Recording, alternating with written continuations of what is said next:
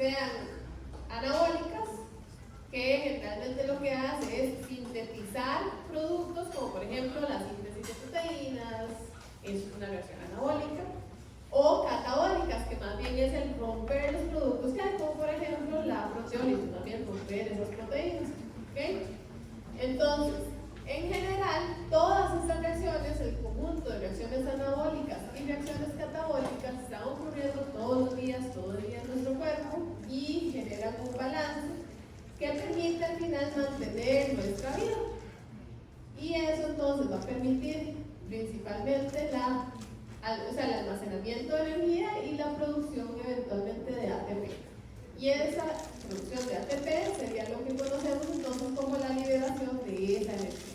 Recuerden que en nuestro cuerpo la energía puede ser ATP o, como vimos la vez pasada, nuestro cuerpo también puede producir calor. ¿Okay?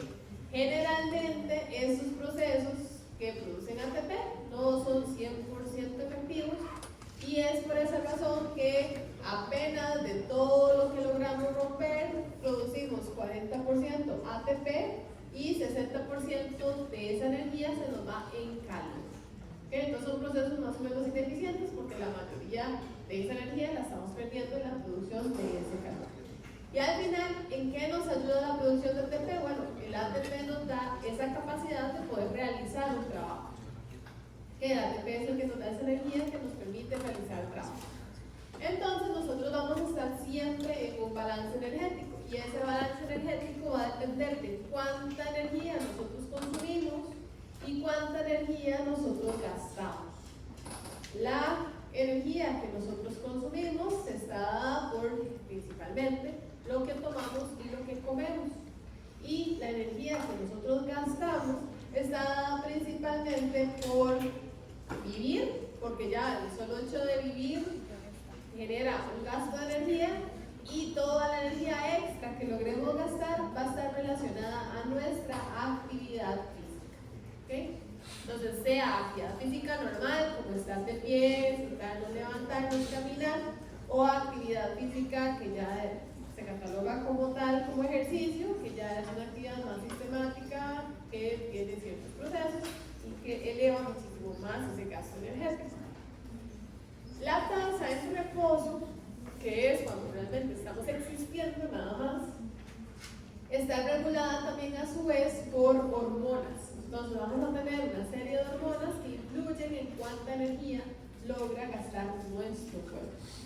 ¿Okay? Entonces, nosotros tenemos un almacenamiento de energía, ¿verdad? Que el almacenamiento de energía de nuestro cuerpo se da a través del glucógeno, que sería la forma en la que guardamos carbohidratos, a través de masa muscular, que es la forma en la que nosotros logramos también almacenar proteínas, y de grasa, ¿okay? Del tejido adiposo, que es en donde almacenamos nosotros la grasa. Entonces, digamos, si nosotros comemos más de lo que nosotros gastamos, o sea, si este balance va más hacia la ingesta, estos almacenes pueden empezar a crecer y vamos a empezar a ganar masa.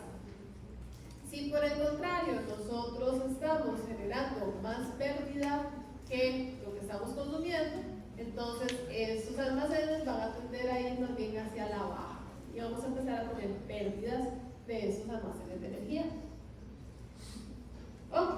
Entonces, dicho esto, nosotros vamos a tener un aporte de energía que viene de los alimentos, entonces viene de los carbohidratos, de las grasas y de las proteínas.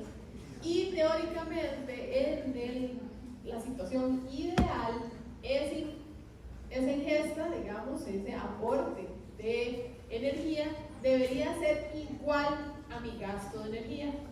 ¿Okay? Y de esa forma nos mantenemos entonces en un estado neutro.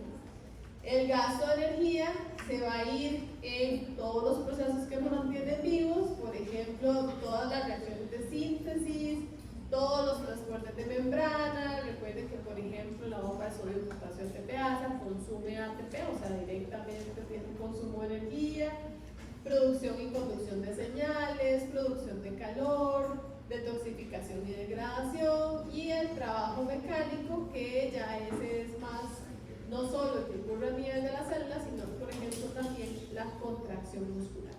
Entonces, todo lo que nosotros no gastemos se va a almacenar.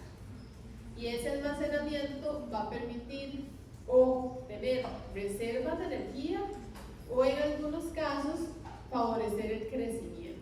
¿Okay? Entonces, por ejemplo, si ustedes hablan con un nutricionista porque ustedes quieren aumentar masa muscular, ustedes no pueden estar en un déficit calórico si lo que quieren es generar masa muscular, porque para poder generar masa usted necesita un exceso de energía. O sea, usted necesita almacenar esa energía, que sería en ese momento en forma de músculo, ¿verdad? Entonces hay que tener un patrón específico de dieta, un patrón específico de ejercicios que permitan que esa energía se convierta en músculo, y eso quiere decir que la energía que estamos consumiendo del alimento no la podemos estar gastando en nada más.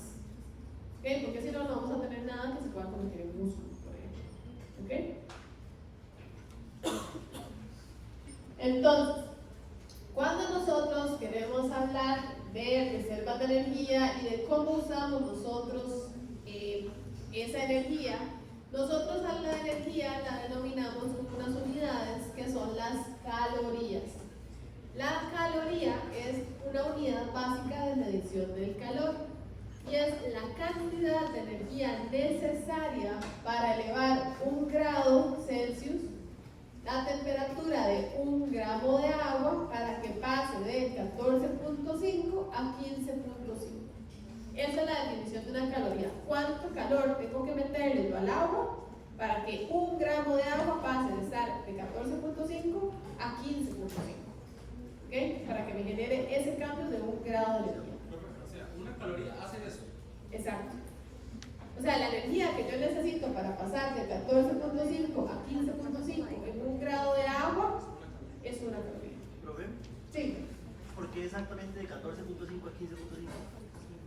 ¿Se lo inventaron así nada más? Así hicieron la medición. O sea, no puede ser. Así fue como lo estandarizaron. No puede ser de 10.5 a 11.5. No necesariamente. No necesariamente todos los campos de energía requieren la misma energía. Entonces, esta fue lo que usaron para estandarizar. ¿Ok? Entonces, esos son los débiles del concepto de caloría o de kilocaloría, que kilocaloría serían 1000 calorías, ¿verdad? ¿Okay? Entonces, por eso el prefijo kilo. Kilo es 10 a la vez. ¿Okay? 1000. ¿Okay? Entonces, cuando nosotros hablamos de kilocalorías o de calorías, vamos a estar hablando de esa cantidad de energía que contiene un alimento. ¿Okay? Y cuánta energía nos va a dar ese alimento. ¿Okay? De nuevo, todo lo que nosotros no usemos de la energía que consumimos va a ir a los depósitos del cuerpo. Entonces ya dijimos que uno de los depósitos es el glucógeno, que el glucógeno es un depósito que está compuesto de carbohidratos. ¿Okay? Los carbohidratos se almacenan como glucógeno. En el hígado tenemos entre 75 y 100 gramos de glucógeno, y a nivel muscular tenemos entre 300 y 400 gramos de glucógeno. ¿Okay? Entonces, el mayor aporte o mayor reserva de glucógeno va a estar en nuestros músculos, en nuestra masa muscular. ¿Okay? Entonces, la densidad energética del glucógeno es de 1.5 kilocalorías por cada gramo de glucógeno, y la energía que nos puede dar es de 1050 kilocalorías. Aproximadamente 1050 kilocalorías es lo que necesita una persona prototipo para sobrevivir por 12 horas. ¿Okay? Entonces, nos va a dar la energía necesaria para mantenernos en una condición neutra, por así decirlo, por 12 horas. Ya después de 12 horas, vamos a empezar entonces a requerir energía de otras fuentes. Proteínas, ¿verdad? Eso va a depender obviamente de la masa muscular, el porcentaje de masa muscular que tenemos nosotros en cada uno de nuestros cuerpos, pero aproximadamente puede andar por ahí de 4.9 kilogramos la parte de reserva, la densidad energética es de 4.3 kilocalorías por gramo, y la energía que nos puede dar la masa muscular es de 21.000 kilocalorías. Esas 21.000 kilocalorías nos aguanta aproximadamente para 10 días. ¿Sí? Se refiere a 21. kilocalorías en 4,9 gramos de proteína, digamos. 21.000 kilocalorías en todo el peso, en todos los kilogramos que nosotros tenemos de grasa, perdón, de proteína, de músculo. Sí. O sea, esto es en el total, en esta masa total. O sea, esta es la masa total, esto es cuánto hay por gramo, entonces dice que hay 700 gramos, entonces es 1.5 por 700. Okay. Entonces, de ahí es donde sale eso. Entonces, 21.000 son 10 días de energía. Ahora, con los lípidos, que los lípidos están en tejido adiposo, también tenemos lípidos en músculo esquelético. Yo por eso mi nutricionista, porque cada vez que subo músculo, a veces subo grasa, entonces yo le digo que yo soy como una guayú, que soy una vaca guayú, que es dentro de la veta del músculo siempre pone grasa, porque subo la tos. Entonces, ya fuera de broma, en tejido del músculo esquelético sí se puede almacenar grasa y también alrededor de los órganos viscerales, ¿ok? Entonces, los lípidos son 14 kilogramos más o menos en un sujeto promedio, ¿verdad? La densidad energética de los lípidos es de 9.4, tiene la densidad energética más alta, o sea, por gramo almaceno más energía en lípidos que en cualquiera de las otras. Y eso equivale a 131.600 kilocalorías, que eso nos da energía por semanas. Sí. Hay que saberse como los números de 131.600, que es lo que equivalen los lípidos, o solo saber cómo. Por lo menos saber quién es el que tiene mayor densidad y quién es el que como la tiene más. interpretación del grafo. Ajá. Ok. Perdón, Sí. me enredé. Es que dice compuesto glucógeno, pero el glucógeno es, o sea, ok, es azúcar en el hígado. No es azúcar, es glucógeno, tiene otra estructura. O sea, se produce a través de la glucosa, pero es glucógeno. O sea, ok. Entonces, si nosotros, por ejemplo, en la noche dormimos, dejamos de comer, pues obviamente si dormimos por 8 o 12 horas, la reserva que primero vamos a echar mano va a ser esta de glucógeno, que nos alcanza aproximadamente 12 horas. Si nosotros decidimos prolongar ese ayuno o nos vemos obligados, no sé, nos perdemos en la montaña y nos vemos obligados a pasar 3 días sin comer, ya entonces vamos a empezar a tomar entonces energía de las proteínas y energía de los lípidos, ¿ok? De esos dos de acá. Ahora, las proteínas, por ejemplo, en un ayuno prolongado pueden aportar hasta un 15% de la tasa metabólica basal, que es qué tanta energía necesito yo para mantenerme vivo. Ya la tasa metabólica basal, ¿cuánta energía necesito yo para mantener mis funciones básicas? Sí. No, es que dice TMR. Tasa metabólica en reposo. Entonces, sí, es la que yo necesito para hacer mis funciones básicas en reposo, o sea, sentado, sin hacer nada. Para la basal hay que estar acostado por varias horas, en una neutralidad térmica, o sea, son otras condiciones mucho más específicas. Son son muy parecidas, pero la basal tiende a ser un poquitito más baja porque tiene condiciones muy específicas para poderla medir. Pero el reposo igual es estar sentado siendo como te digo, o sea, sin hacer nada. Sí. Entonces los tiempos de 12 horas, 10 días y semanas están basados en reposo, digamos, no haciendo. Sí, están basados en una tasa metabólica en reposo, digamos, una tasa metabólica basal como para mantenerme en nada más. No para estar, digamos, caminando ahí por la montaña. Obviamente, usted está ahí caminando en la montaña y obviamente todas las reservas energéticas se le van antes porque su consumo energético se va antes. Ok, entonces, ¿cómo nosotros podemos medir cuántas calorías o cuánta energía dan las calorías que nosotros estamos consumiendo? Para poder medir el gasto energético, nosotros utilizamos los métodos de calorimetría y tenemos métodos de calorimetría directa, que es a través de la medición directa del calor que nosotros producimos, y tenemos también de forma indirecta, que la indirecta lo que hace es medir el consumo de oxígeno y la producción de dióxido de carbono. Entonces, generalmente en todos los procesos metabólicos la comida va a reaccionar y va a consumir oxígeno en esas reacciones. Y por lo tanto, entonces, vamos a producir dióxido de carbono. Yo puedo medir directamente el oxígeno y el dióxido de carbono y de esta forma estimar de manera indirecta el calor. O puedo medir en una cámara específica, con una cámara muy especial, el calor que la persona está produciendo de manera directa. ¿Okay? Entonces yo puedo usar esto y medirlo y estimar el calor, o puedo estimar el calor de manera directa. ¿Okay? El valor calórico del oxígeno se refiere a la energía que se libera al poner en combustión 1 litro de oxígeno. Generalmente nosotros decimos que por cada litro de oxígeno se utilizan 4.82 kilocalorías.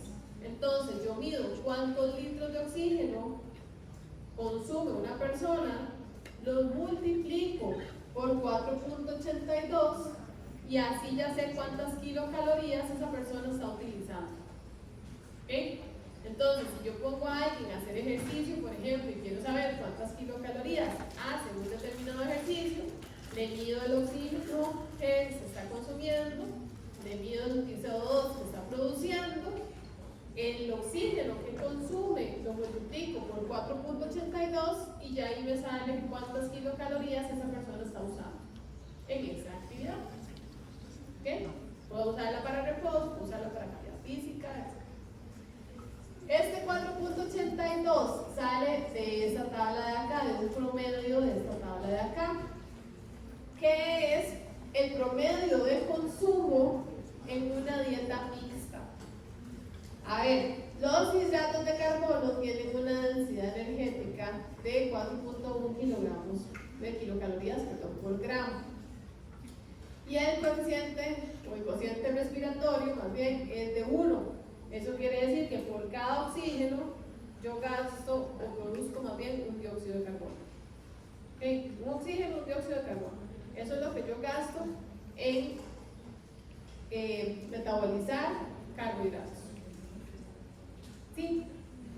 Ahora, para las proteínas y para los lípidos, ¿cuánto oxígeno necesito yo? ¿Y cuánto dióxido de carbono produzco? Varía la relación.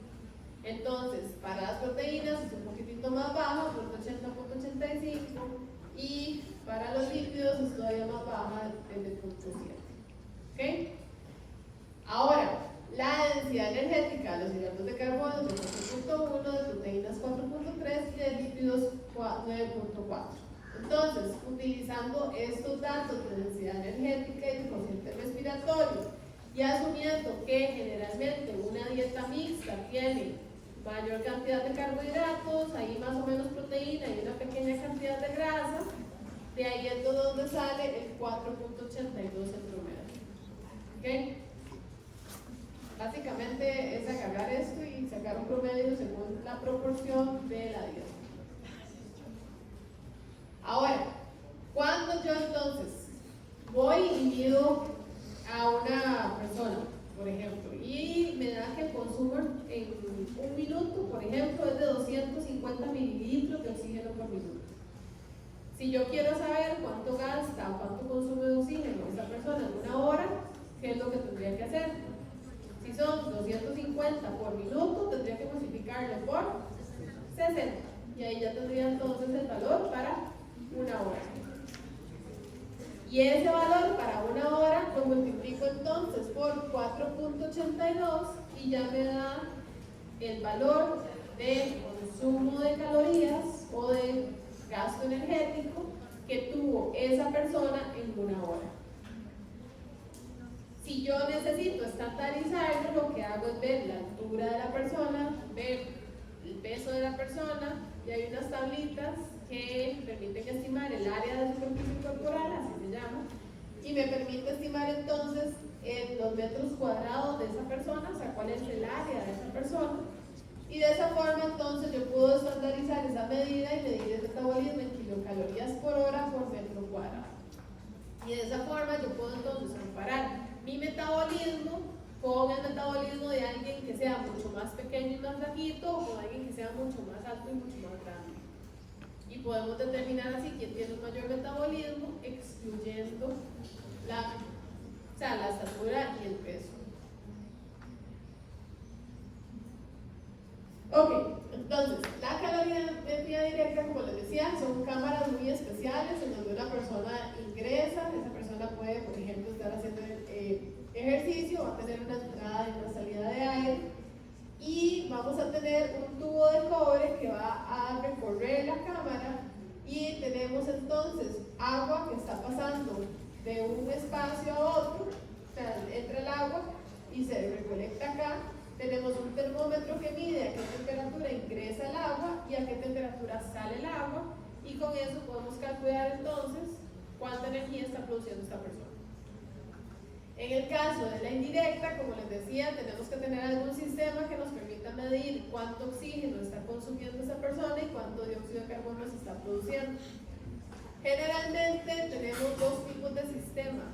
El sistema cerrado, que es como este que tenemos acá, que es una campana en la cual vamos a tenerla llena de oxígeno, y tenemos el aire que la persona respira, que es oxígeno, que está en esta campana, y cuando la persona bota el aire pasa por una trampa de dióxido de carbono, entonces el dióxido de carbono queda atrapado acá y el oxígeno ingresa a esta cámara. Por lo tanto, entonces el consumo de oxígeno de la cámara va a ir, o sea, la cantidad de oxígeno de la cámara cada vez va a ir variando, y esta campana va a empezar a bajar y bajar y bajar. Y si llega abajo, quiere decir que ya nos comimos todo el oxígeno que teníamos adentro. En el caso del biopack, no sé si ustedes no hacen laboratorio, ¿verdad? O sí, ya hicieron laboratorio, ¿verdad? Ok. En el caso del biopack es lo que llamamos un sistema abierto. ¿Por qué? Porque el biopack lo que tiene es aire ambiental y tiene sensores que sensan el oxígeno y sensan el dióxido de carbono. O sea, no tenemos una campana llena de solo oxígeno, sino que tenemos una cámara con aire ambiente que sensa el oxígeno y el dióxido de carbono que hay en esa cámara específica. ¿Okay? Entonces ustedes respiran aire ambiental, lo botan en la cámara y la cámara va viendo entonces cuánto oxígeno van consumiendo ustedes y cuánto dióxido de carbono van produciendo. ¿Okay? Eso es lo que hace el biopack. Y de nuevo, 1 litro de oxígeno equivale a ese 482 de kilocalorías metabolizadas. Ok, entonces, el gasto energético total se compone del metabolismo basal, que es del 60 al 75% de la energía que nosotros consumimos diariamente. Del efecto termogénico de los alimentos. Nosotros cuando comemos alimentos necesitamos digerir esos alimentos y absorber esos alimentos. Y la digestión y absorción de esos alimentos involucra un uso de energía, porque hay un proceso de motilidad, un proceso de secreciones, un proceso de absorción que requiere transportadores, que requiere energía, que requiere contracción músculo liso, etc. Entonces, ese metabolismo más o menos incrementa en un 10% por el efecto de las comidas. Y por supuesto, la actividad física sería lo que nos da la cuenta para el resto de actividad, que puede ir entre un 15 y un 30% adicional.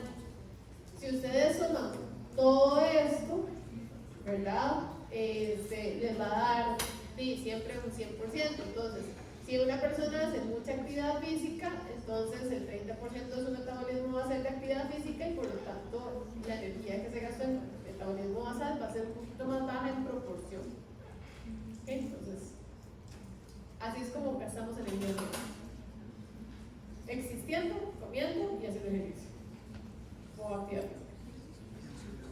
Ok, entonces, el metabolismo basal. El metabolismo basal, como les decía, es el mínimo de energía para mantenernos vivos, o sea, para mantener las funciones vitales en estado de vigilia, o sea, despiertos. Cuando nosotros dormimos, el metabolismo tiende a bajar un poquito más, por eso es que no podemos dormirnos cuando medimos metabolismo basal, tiene que estar una persona en reposo, acostada, pero despierta. Generalmente el metabolismo basal son aproximadamente 30 kilocalorías por cada kilogramo de peso. Las condiciones para poderlo medir es un sujeto en reposo. Antes y durante la medición tiene que estar acostado 1 hora previa, idealmente, sin dormirse, solo acostado despierto. Un ayuno de al menos de 10 a 12 horas un entorno termoneutral de aproximadamente 20 grados, que no nos dé frío, que no nos dé calor, libre de estímulos emocionales o físicos, no podemos tener estrés mental, por ejemplo. La noche previa el sujeto tiene que haber dormido bien, o sea, tiene que estar descansado para que sus emociones estén lo más basales posible. Y como les decía, tiene que estar en vigilia, tiene que estar despierto y sin haber hecho actividad física previa. ¿Okay? No es como que se pudo haber ido a correr una maratón, se acuesta una hora y le pide un metabolismo basal. ¿Okay?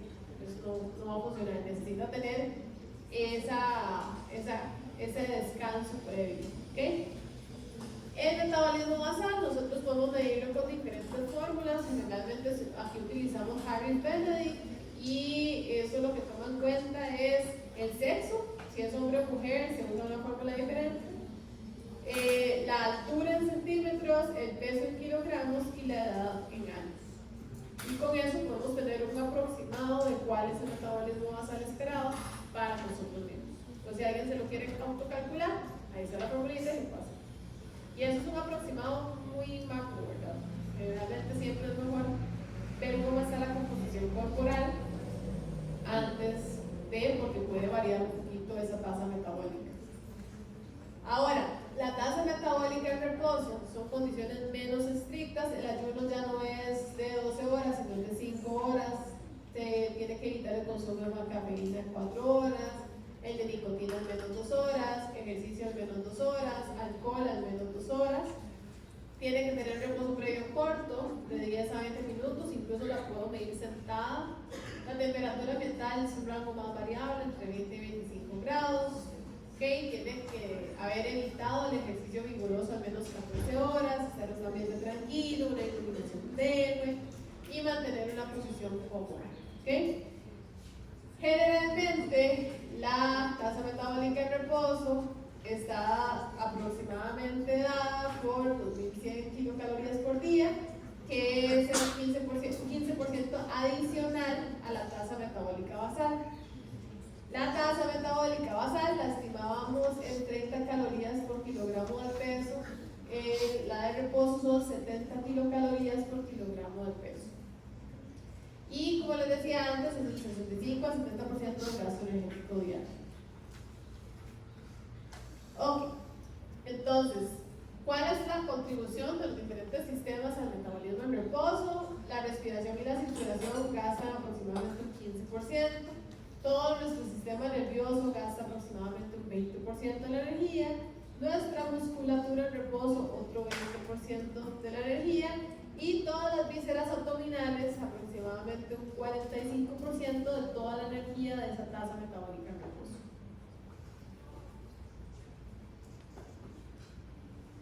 Ok, entonces, ¿cuáles son los principales determinantes de ese metabolismo?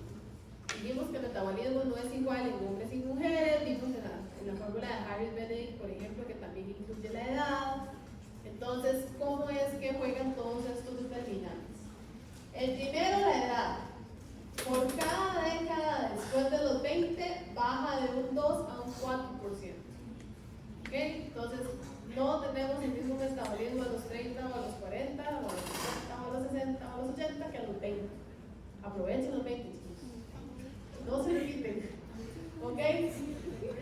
Y obviamente va a aumentar la pérdida entre más ancianos, o sea, entre más a la tercera edad, más ancianos nos volvemos. Entonces vean por ejemplo acá que en un niño, en un neonato, la tasa metabólica basal es súper alta.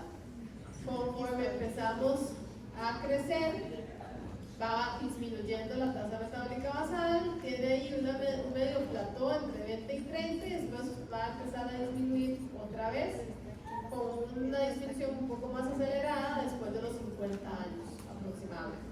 ¿Okay? Entonces vean también que hay una diferencia por sexo. Vean que la línea amarilla de varones está por encima de la de mujeres. Los varones tienden a tener una mayor tasa metabólica basal o en reposo, igual que las mujeres. Generalmente nosotros estamos de 5 a 10% menor. Y esto se asocia a la producción de testosterona. La testosterona puede incrementar entre 10 a un 15% la tasa metabólica basal.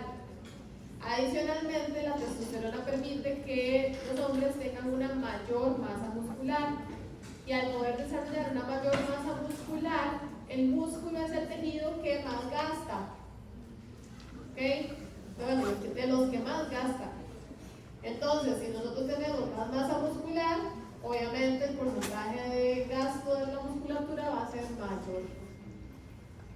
Ahora, los estrógenos pueden incrementar ligeramente el metabolismo y eso puede generar cambios durante el ciclo menstrual. Entonces, las mujeres no tenemos, mientras tenemos la menstruación, no tenemos la misma tasa metabólica pre-ovulación que post-ovulación.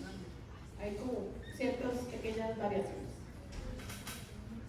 Ahora, la masa magra, que sería toda la masa que no es grasa, principalmente se nos referimos a masa magra como masa muscular, es el tejido que es más activo. Entonces, si nosotros tenemos más músculo, vamos a gastar más energía.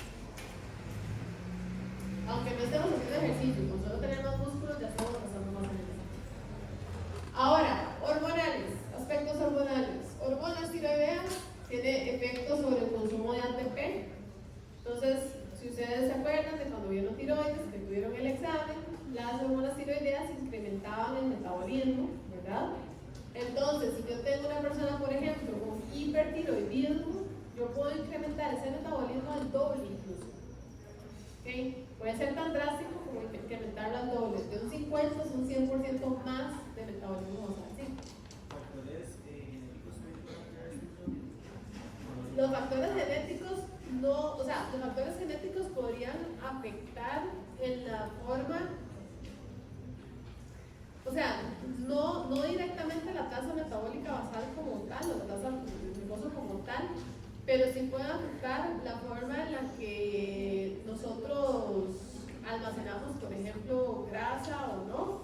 Entonces, por ejemplo, si hay personas que les es muy fácil generar músculo, hay personas que les es más difícil generar músculo, hay personas que se comieron una picarita de más y aumentaron 3 kilos de grasa, y hay personas que se comieron todo el paquete y no les pasó absolutamente nada. Entonces, eso va más, la parte genética va más en toda su respuesta, digamos, a cómo almacena usted y cómo usa usted esa energía, pero ya, digamos, factores como sexo, hormonales y demás, afectan a todos por igual.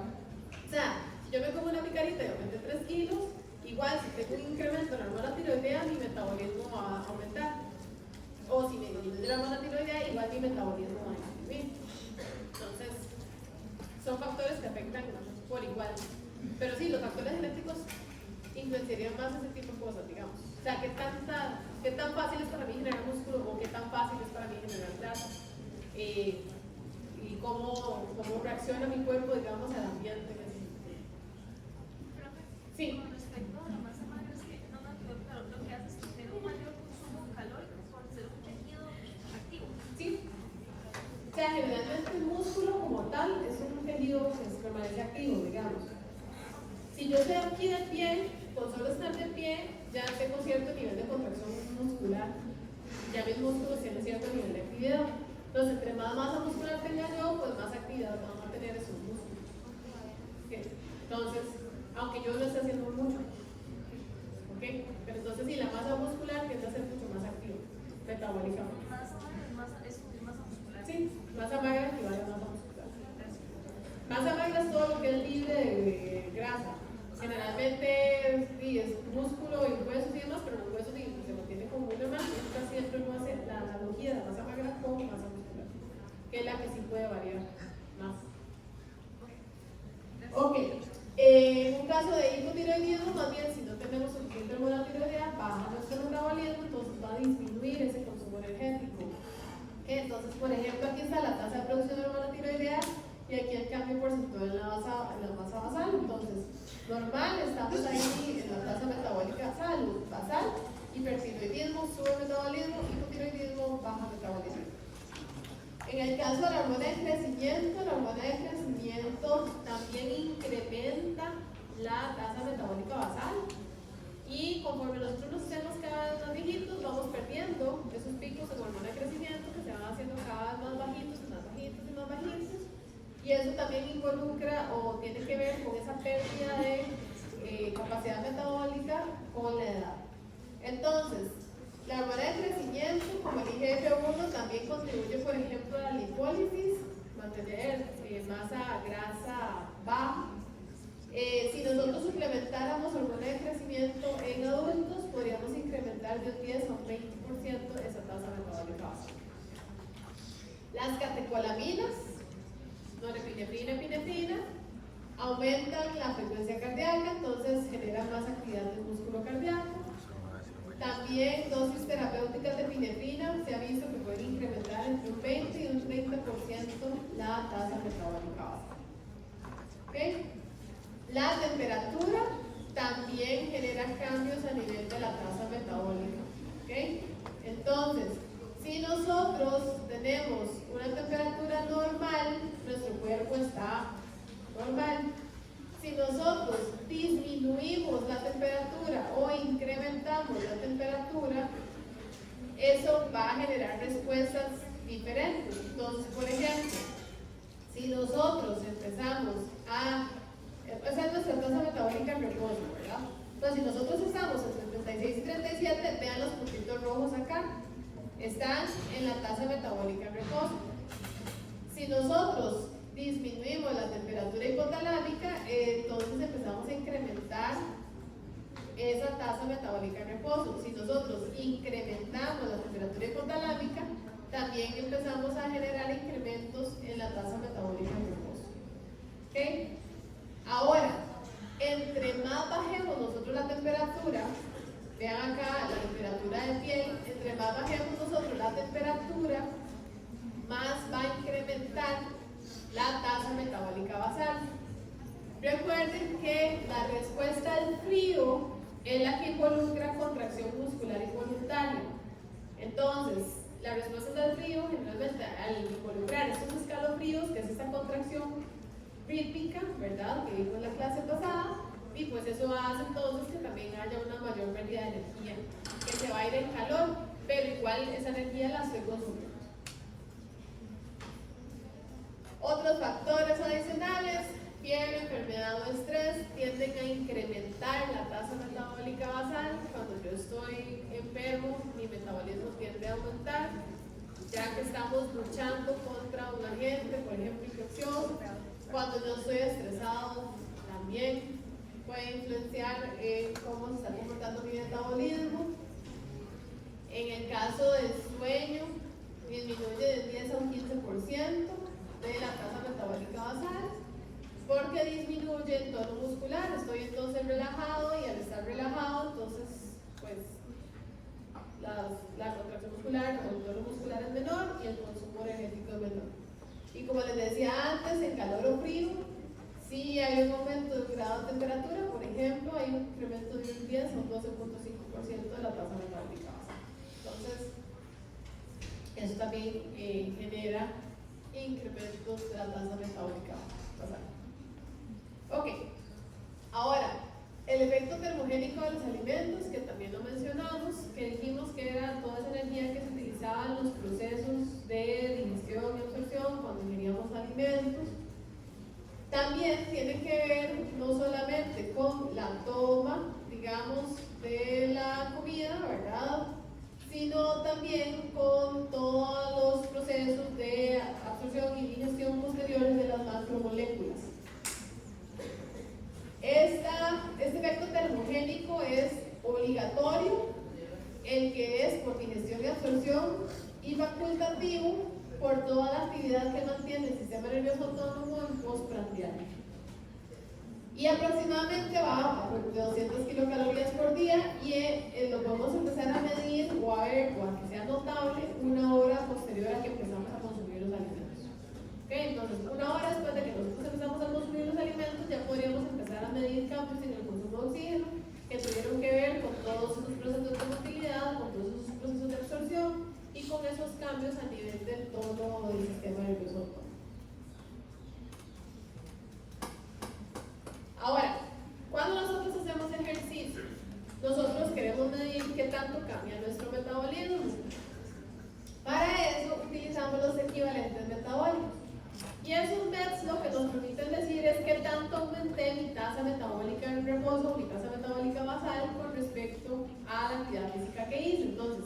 Por ejemplo, si yo tengo unos METs de 2, los METs de 2 lo que significa es que dupliqué mi tasa metabólica en reposo.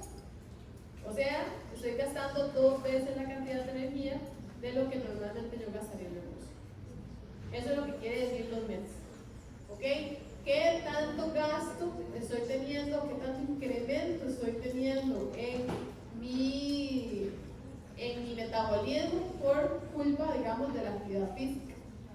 Entonces lo tenemos metabolismo en ejercicio y metabolismo en reposo. Por ejemplo, si yo en reposo medí 200 kilocalorías por hora y en ejercicio medí que gasté 820 kilocalorías por hora, yo divido este metabolismo en ejercicio dividido entre el reposo y me da 4.1 metros. ¿Eso qué quiere decir? Que durante esta actividad física yo incrementé el metabolismo basal 4 veces. Logré incrementarlo 4 veces en ese momento. Si yo quiero saber cómo se correlacionan los METs con la actividad física, entonces existen tablitas en donde uno puede ver si la persona era un hombre o una mujer. Aquí viene cuáles son los METs. Entonces 4.1, si era un hombre, por ejemplo, es una actividad física moderada. Y si era una mujer, 4.1 lo busco acá y también es una actividad física moderada. Entonces, la actividad física que yo hice, que incrementó a 4.1 los METs, eso quiere decir entonces que hice una actividad física moderada. No sé si aquí alguien alguna vez ha hecho una prueba de esfuerzo, donde un cardio por alguna razón, pero generalmente cuando le dan los resultados de una prueba de esfuerzo le dicen cuántos METs alcanzan. ¿Okay?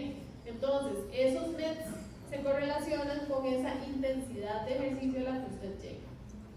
Entonces, por ejemplo, en una prueba de esfuerzo, yo me hice una prueba de esfuerzo hace unos días y tuve 12 METs. Entonces, 12 METs está por encima de una actividad extremadamente intensa. Generalmente, por encima de 9 o 10 METs ya se considera normal. ¿Okay? Una persona normal puede andar por 9 o 10 METs.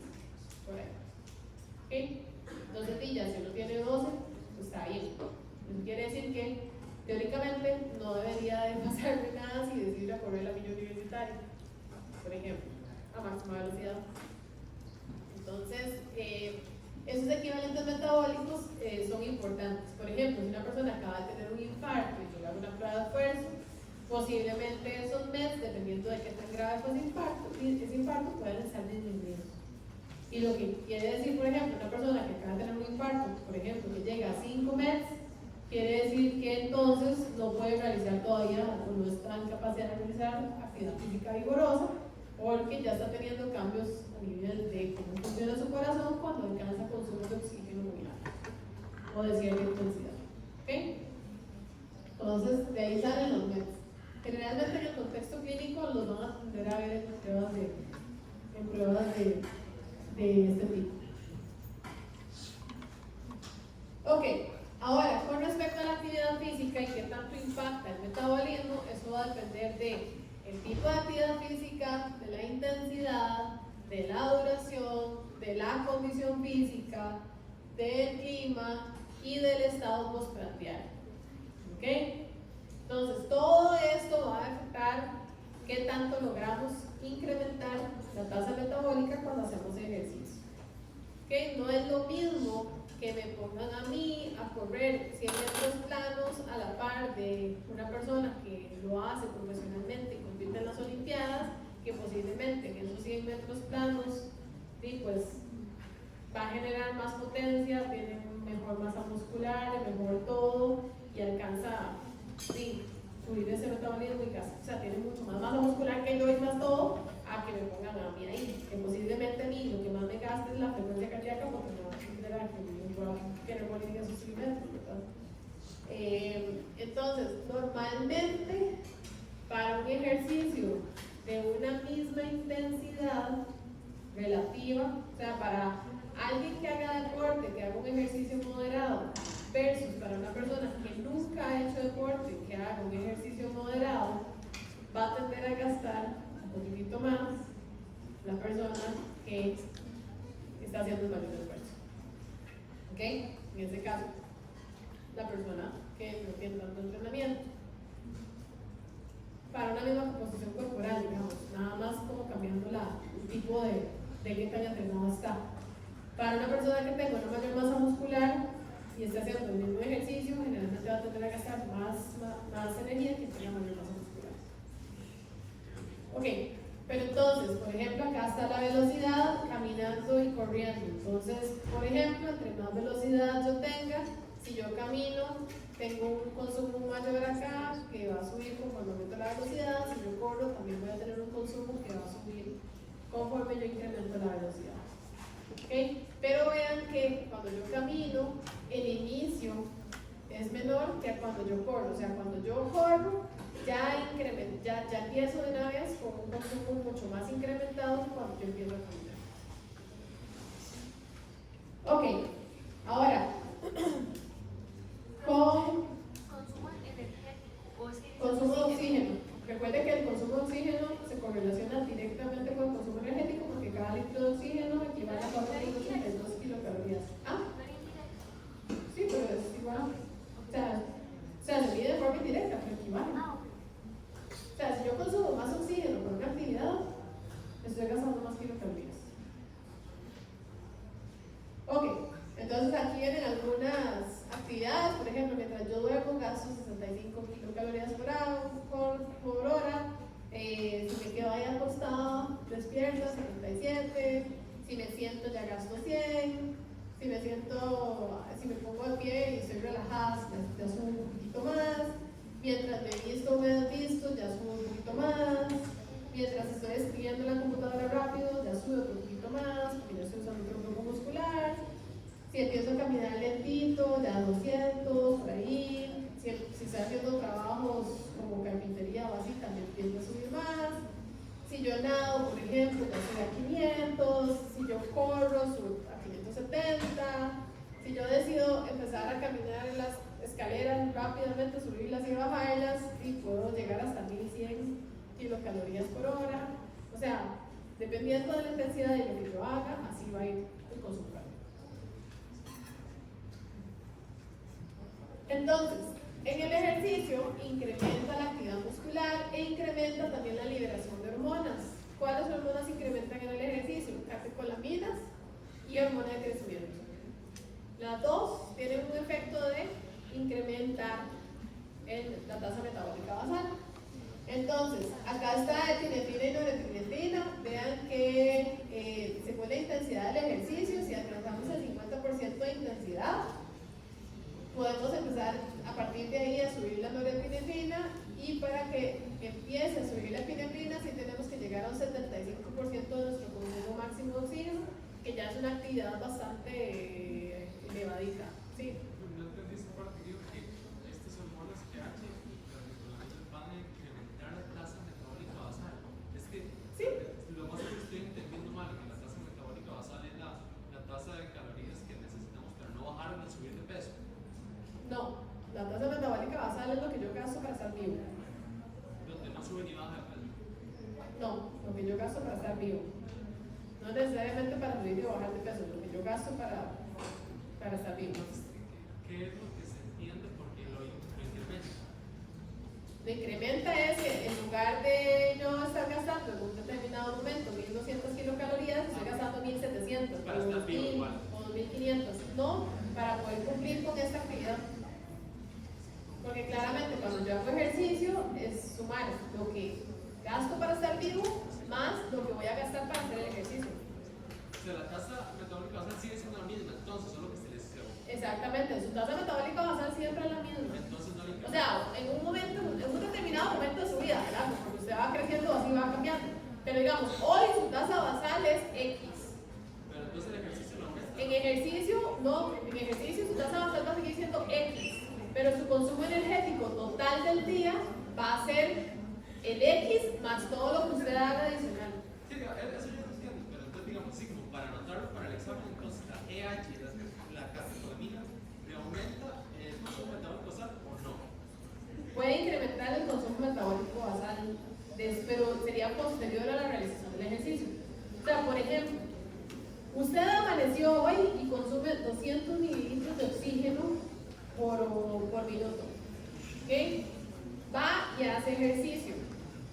Posterior a realizar ejercicio, aunque usted vuelva a estar otra vez sentado, tal vez ya su consumo no es de 200, sino que es de 210. Como el doctor Eli, que consume el doble. Sí, básicamente.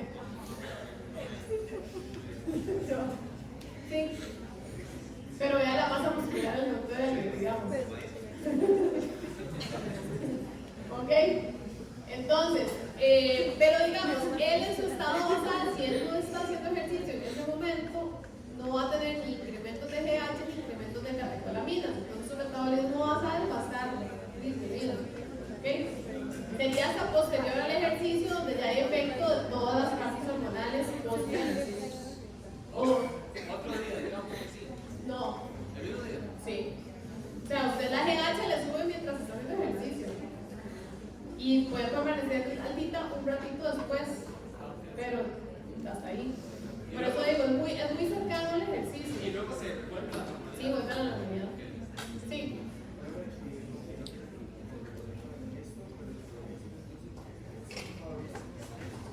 ¿El qué? No.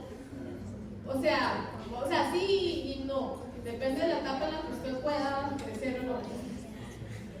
Porque, bueno, en masa muscular sí. En masa muscular sí puede favorecer el crecimiento. Pero, sí, crecimiento longitudinal, si usted ya es adulto y si cerrar las epífisis, ya no hay mucho más que hacer. Además, que son como liberaciones muy momentáneas que lo que ayudan es como a mantener y controlar también las glicemias durante la realización del ejercicio. Ok. Sí.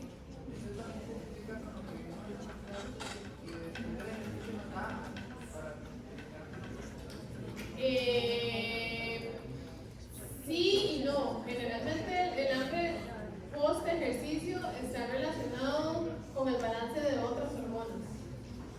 Y también de que si, por ejemplo, nosotros estamos haciendo ejercicio y por A por B no teníamos, imagínense que estás haciendo ejercicio, no sé, en ayunas. Entonces, la energía que usted requiere para hacer el ejercicio tuvo que venir de algún lado. Imaginemos que ha ido del tejido adiposo. Entonces, si el tejido adiposo normalmente cuando está llenándose, por así decirlo, produce leptina, cuando usted saca energía del tejido adiposo, la cantidad de leptina que se va a producir va a ser menor. Entonces, al ser menor, la señal de saciedad que normalmente produce la leptina también va a ser menor. Entonces, usted va a tener más hambre. Sí, o sea, es más como por ahí. ¿Ok? Bueno, después, aquí está la cantidad de hormona del ejercicio. Entonces, vean, por ejemplo, acá tenemos que hacemos del minuto 0 al minuto 20, hacemos ejercicio. Entonces, vean cómo sube la hormona de crecimiento.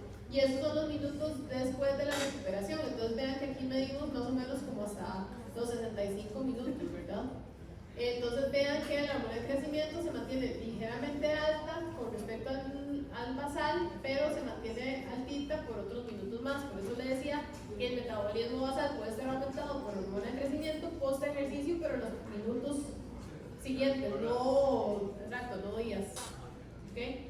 Y generalmente también la respuesta, si nosotros empezamos a entrenar y entrenar y entrenar y entrenar y entrenar, nos vamos adaptando al ejercicio. Y esa respuesta hace que entonces las liberaciones de hormona de crecimiento tiendan a ser un poquitito más, o sea, menores más bien, o sea, como más controladas.